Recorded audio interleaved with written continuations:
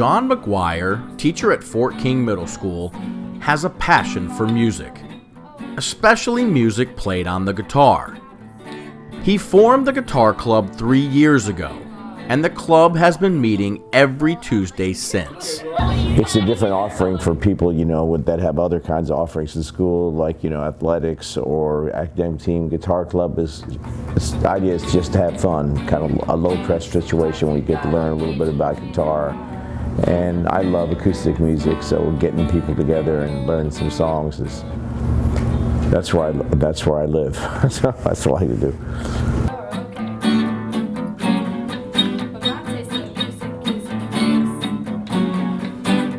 Guitar club's basically just this club where people just come and hang out and play guitar together. Like, we can request some songs that we want to play, and Mr. McGuire will just find out a way to get them, and then we just play them. It's really fun. Or we do songs that he wants to do too.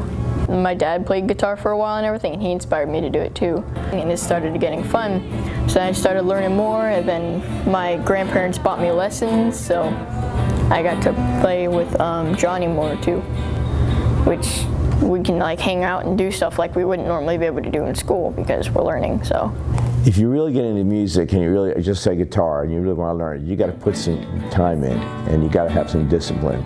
And the discipline you learn from playing music kind of leads into everything else.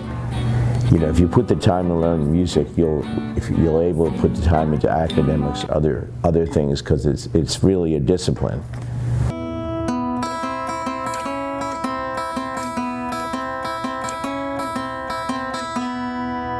Yeah.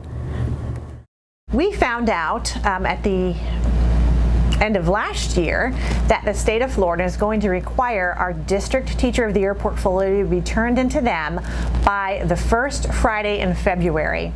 Well, traditionally, we haven't even had the Golden Apple Gala by the first Friday in February, so we had to start with that date and work backwards. So we had to do everything in reverse. So we've had to move the Golden Apple Gala to January 27th. And that's almost a month earlier than we have done that last year. So if the Golden Apple Gala is held earlier, we have to have our Golden Apple teachers selected earlier, which means we have to have our school-based teachers selected earlier. So everything has been moved, and it's going to be a little bit of a crunch on our schools and a little bit of crunch on our committee members to get it all done, because of course we run into Thanksgiving break and Christmas break.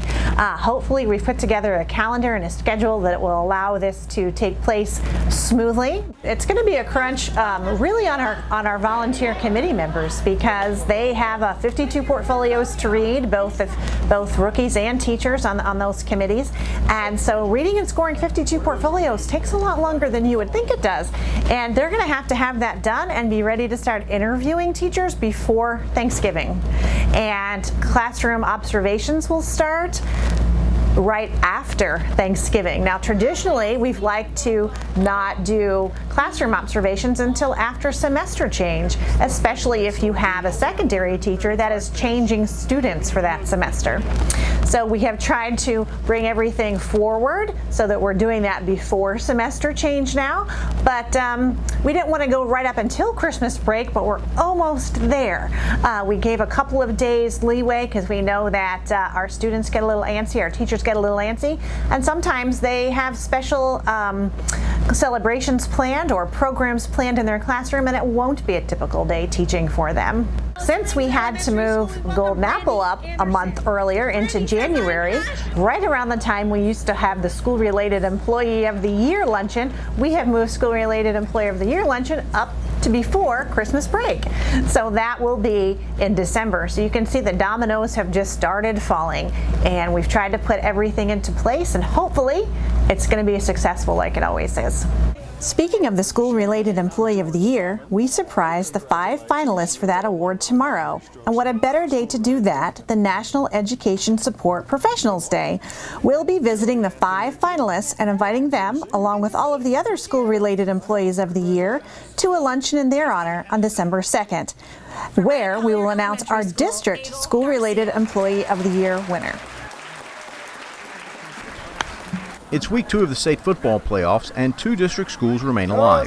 In Class 4A, Dunellen's 48-21 win over Bradford Friday night sets up a trip to South Sumter this week. The Tigers lost to the Raiders 21-15 about a month ago. It's the only blemish on their record. And in 6A, Vanguard travels to Newport Richey to face Mitchell. The Knights rolled to a 45-0 win over Springstead in their playoff opener last week.